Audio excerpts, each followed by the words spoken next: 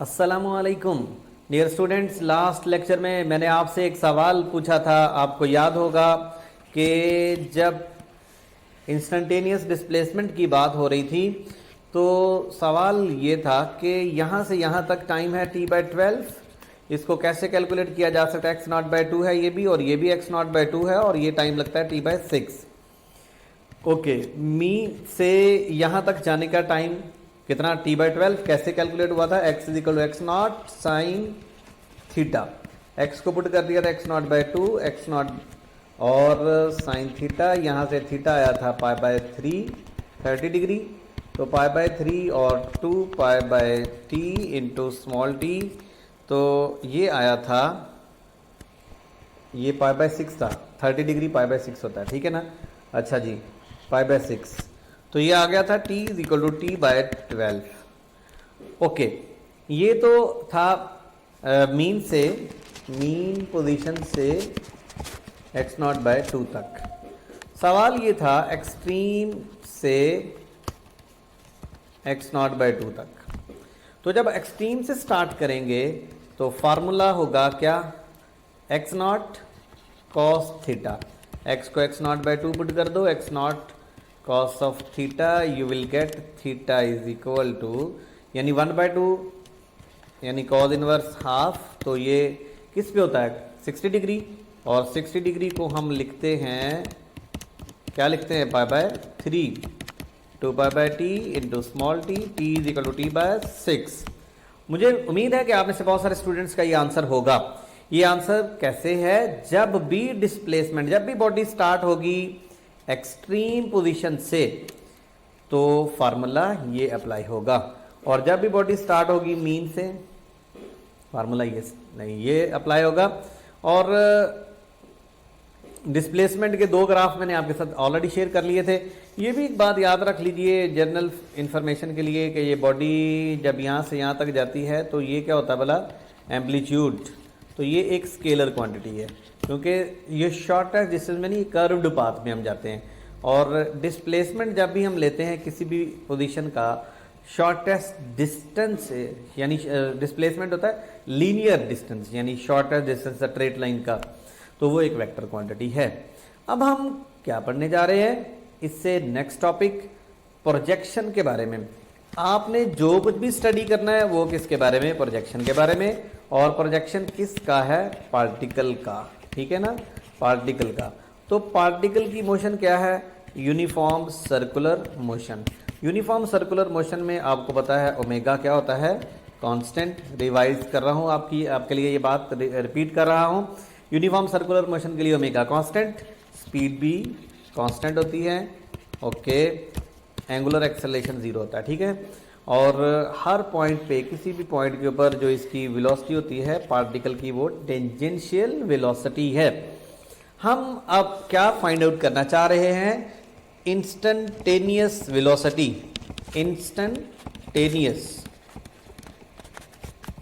Velocity of, हाँ जी, किसकी velocity, particle की। नो, पार्टिकल की मोशन SHM नहीं है, पार्टिकल की मोशन तो सर्कुलर है। तो आप किसके लिए ये काम करना चाह रहे हो, instantaneous velocity of projection.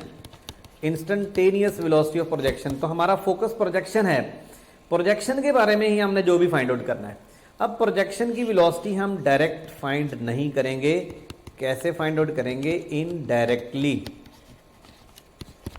Projection की वेलोसिटी आप डायरेक्ट फाइंड नहीं कर सकते, इनडायरेक्टली फाइंड आउट करेंगे। इनडायरेक्टली कैसे, विथ हेल्प ऑफ पार्टिकल।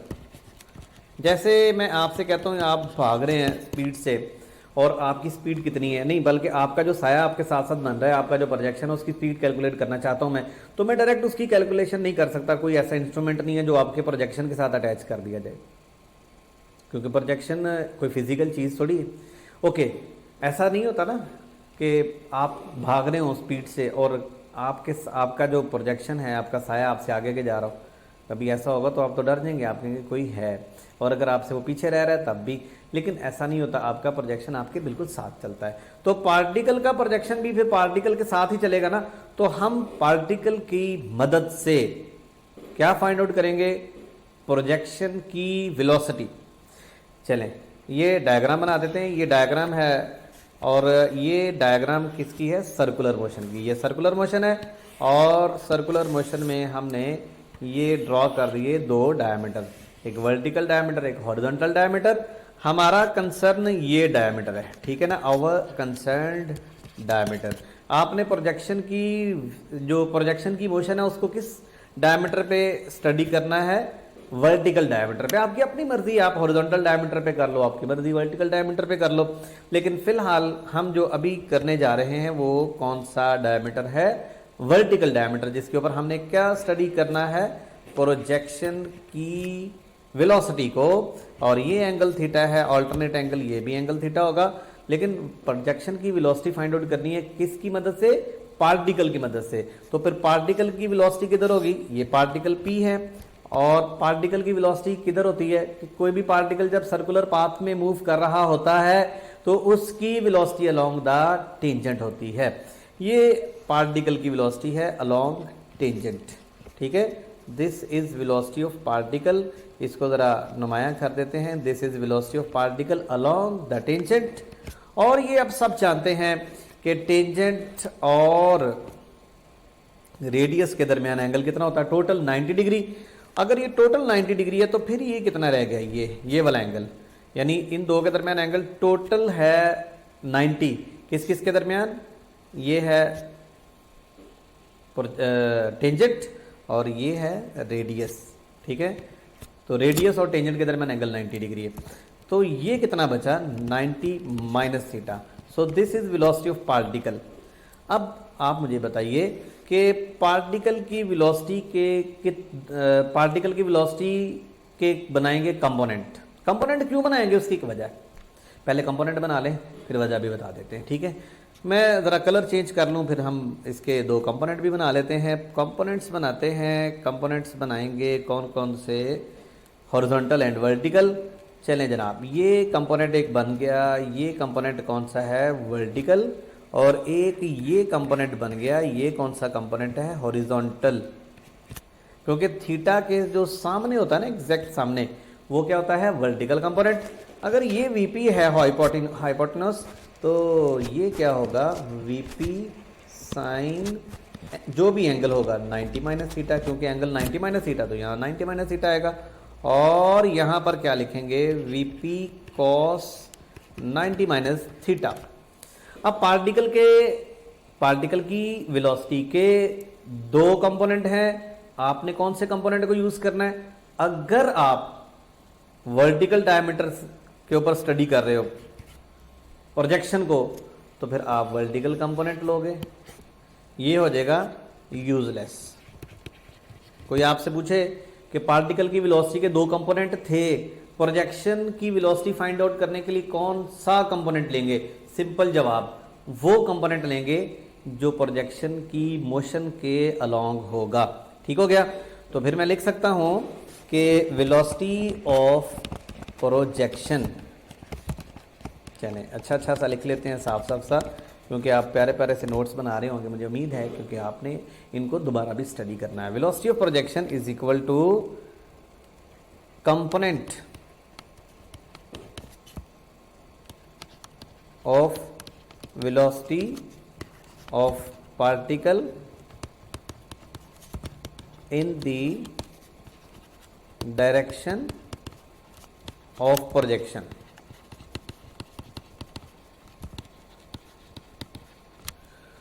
मैं ये जर्नल लिख रहा हूं, ये बात कोई भी सवाल बन सकता है। कौन सा कंपोनेंट लेंगे, जरूरी नहीं परपेंडिकुलर ना हॉरिजॉन्टल। आपका जवाब ना परपेंडिकुलर है ना हॉरिजॉन्टल है, जब तक आपको प्रोजेक्शन की मोशन की डायरेक्शन ना बता दी जाए।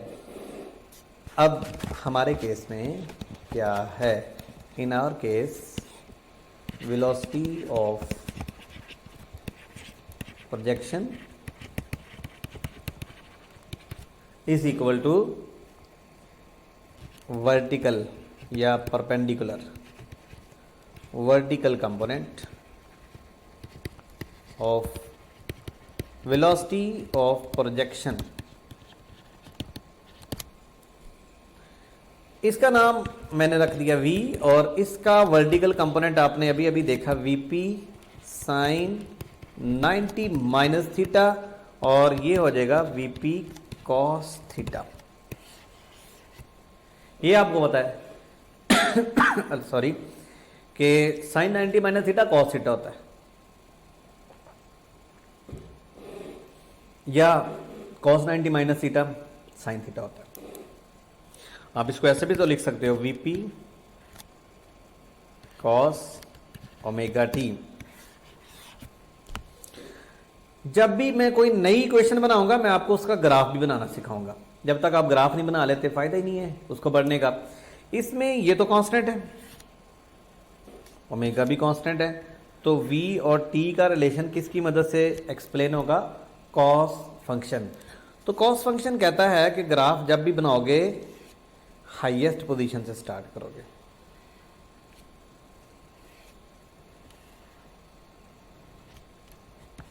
ठीक है, इधर क्या ले लिया?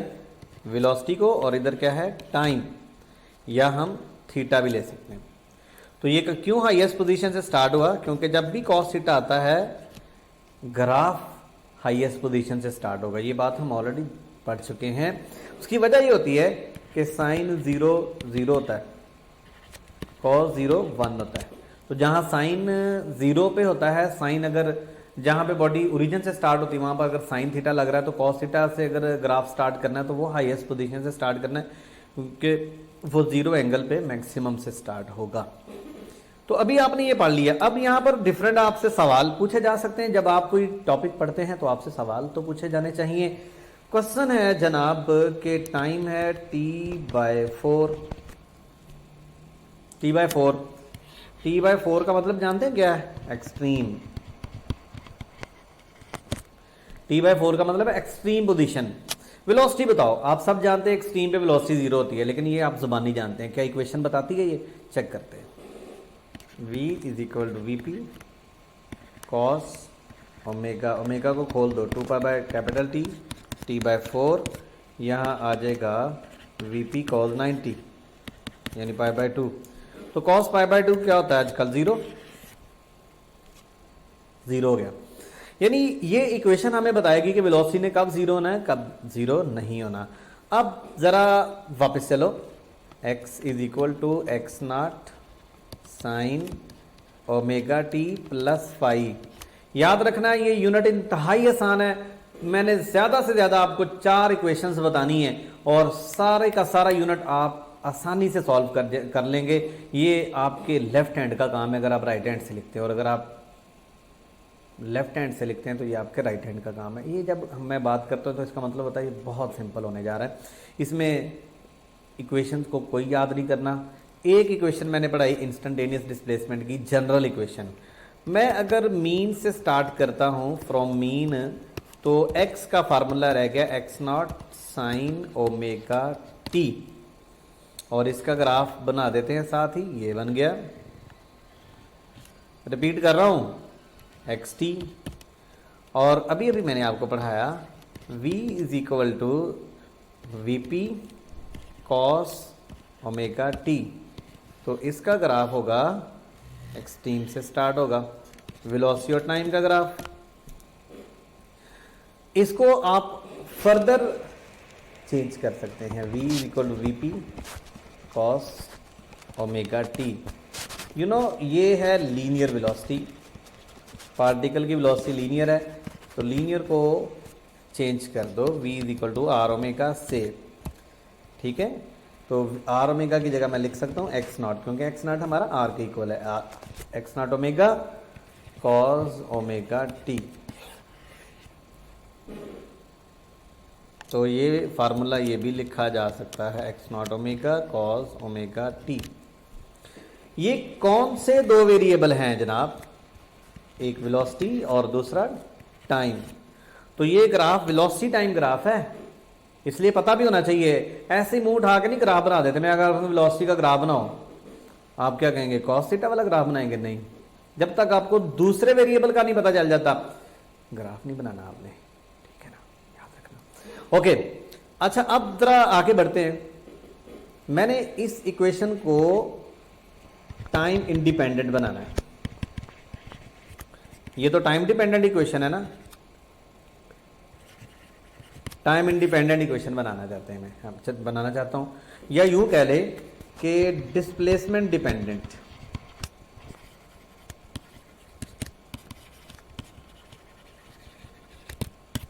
डिस्प्लेसमेंट डिपेंडेंट इक्वेशन भी हम बना सकते हैं। चलो जनाब फिर दोबारा वहीं से स्टार्ट करो। ये है सर्कुलर मोशन, पार्टिकल की ये दो डायमीटर, ये पार्टिकल की वेलोसिटी इधर को, ये एंगल थीटा, ये एन प्रोजेक्शन, ये एक्स नॉट, ये एंगल थीटा, और ये angle 90 minus theta, this is VP and blah blah blah, you know very well. आप माशाल्लाह समझदार हैं आप। कि ये मेरी गलत फहमी तो नहीं, मैं जब कहता हूँ आप माशाल्लाह समझदार हैं, आप हंसते तो होंगे, मुस्कुराते तो होंगे कि सर क्या कह रहे हैं। अच्छा जनाब, अब फॉर्मूला ये था v is equal to x not omega cos omega t, या v is equal to x not omega cos of theta. Theta के अंदर टाइम है ना, हम कॉस थीटा को उड़ा देते हैं। यहां से जरा देखो कॉस थीटा क्या है, यहां से इस किससे, इस मोशन से, इस डायग्राम से, फ्रॉम फिगर। ओ कोई ये मैं एफएससी नहीं पढ़ा रहा, मैं आपको समझा रहा हूं कि वेलोसिटी का टाइम के साथ क्या रिलेशन है। किसी भी टाइम पे किसी भी एंगल पे आप वेलोसिटी फाइंड आउट कर सकते हैं। अब फिगर से आप कॉस थीटा देखेंगे तो कॉस थीटा आएगा किसके इक्वल, बेस, ये देखें ये परपेंडिकुलर है, ये हाइपोटेन्यूस है, और ये एनपी बेस है, बेस ओवर हाइपोटेन्यूस। अब एनपी अननोन है, तो अगर एक राइट एंगल ट्राइंगल में दो साइडों का पता हो तो तीसरी साइड फाइंड की जा सकती है। तो एनपी को हम कैलकुलेट कर सकते हैं, एनपी का square is equal to x naught का स्केयर, इधर एक्स नॉट स्केयर हाइपोटेन्यूस, तो ये आएगा एक्स स्केयर, ठीक है। हाइपोटेन्यूस का square is equal to base का स्केयर प्लस परपेंडिकुलर का स्केयर, तो एन पी स्केयर आएगा x not square minus x square, ठीक है। अगर हम एन पी अकेला फाइंड आउट करना चाहते हैं तो अंडर रूट ले लेंगे। यहाँ जब पुट करेंगे तो फाइनली ये पुट करने के बाद रिजल्ट पे आ रहा हूँ, क्योंकि हमारा फोकस रिजल्ट पे है। ये मैंने आपको वैसे बताया कि टाइम इंडिपेंडेंट कैसे इक्वेशन बनानी है। फाइनली ये आप खुद करेंगे। Finally we will get v is equal to omega x not square minus x square. क्या आपको नजर आ रहा है इस इक्वेशन में टाइम? नो। इस इक्वेशन में ये क्या है? कांस्टेंट। ये क्या है? Constant. How many variables are there? एक, दो। ये दो वेरिएबल्स हैं और ये एक दूसरे के साथ इनका रिश्ता रिलेशन है, ठीक है।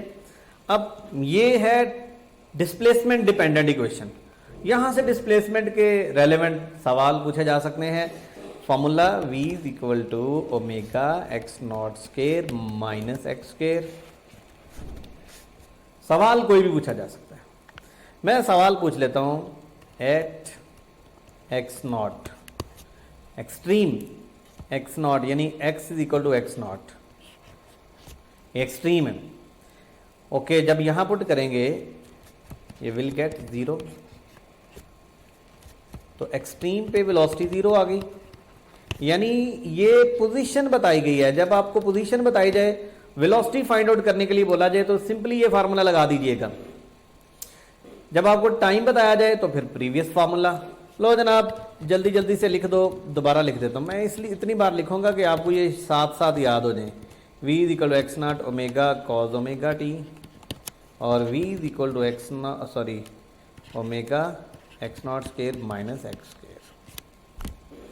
ये displacement time, velocity time, time given हो वेलोसिटी किसी भी इंस्टेंट पे, वेलोसिटी गिवन हो, टाइम फाइंड किया जा सकता है। सारी बात है, दो वेरिएबल है, एक पता होगा दूसरा फाइंड आउट करना होगा।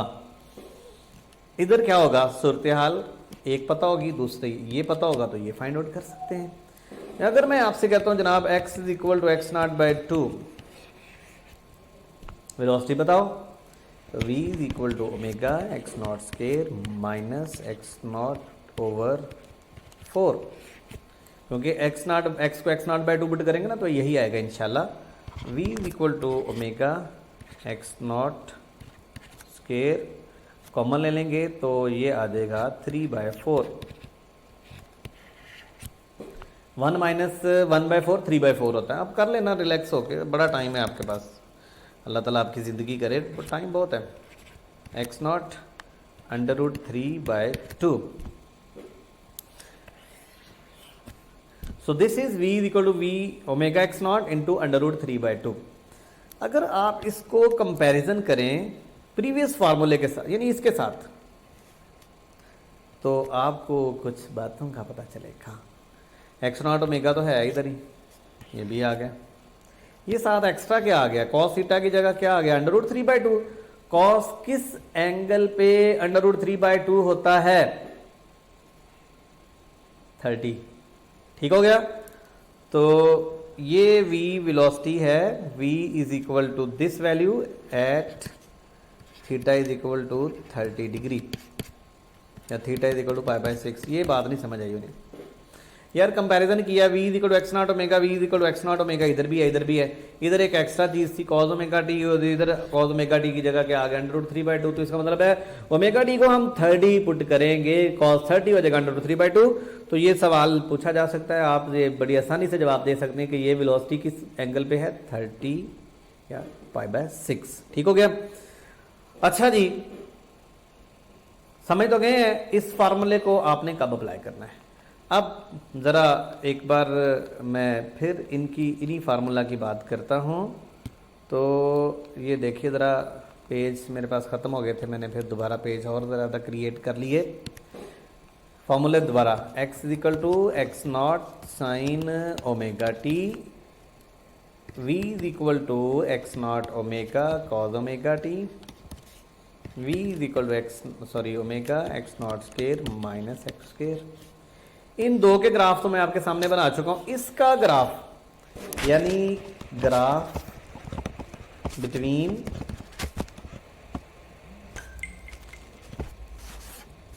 v एंड x, याद रखना जब भी बात करेंगे दोनों वेरिएबल्स की बात होगी, वेलोसिटी एंड डिस्प्लेसमेंट के दरमियान ग्राफ, इस फार्मूले से पता चलेगा। ये फार्मूला आपकी जिंदगी में बिल्कुल नया है, इस फार्मूले को के ऊपर रूल नहीं अप्लाई होना। इस फार्मूले का ग्राफ कैसा होगा, साइन थीटा का ग्राफ, साइनोसॉइडल, इसका भी साइन थीटा की जैसा होगा लेकिन एक्सट्रीम से स्टार्ट होगा। जब भी जहां पर भी कॉस थीटा आएगा, जहां मर्जी आ जाए, ये देखो v is equal to v naught sine theta, chapter 16, graph बनाने दोबारा नहीं सिखाऊंगा, पता चल जाएगा आपको ग्राफ ऐसा बनना है। लेकिन ये मैंने नहीं सिखाया, ना मैंने सिखाना है। क्यों? क्योंकि ये सिर्फ एक जगह पे आ रहा है, पूरी फर्स्ट ईयर सेकंड ईयर में एफएससी में या ए लेवल में ये फार्मूला इस टाइप का सिर्फ एक जगह पे है, वो ऑसिलेशंस में, वेलोसिटी डिस्प्लेसमेंट। तो बेटे इसका ग्राफ होगा एलिप्स, इसको क्या कहते हैं, इस शक्ल को एलिप्स।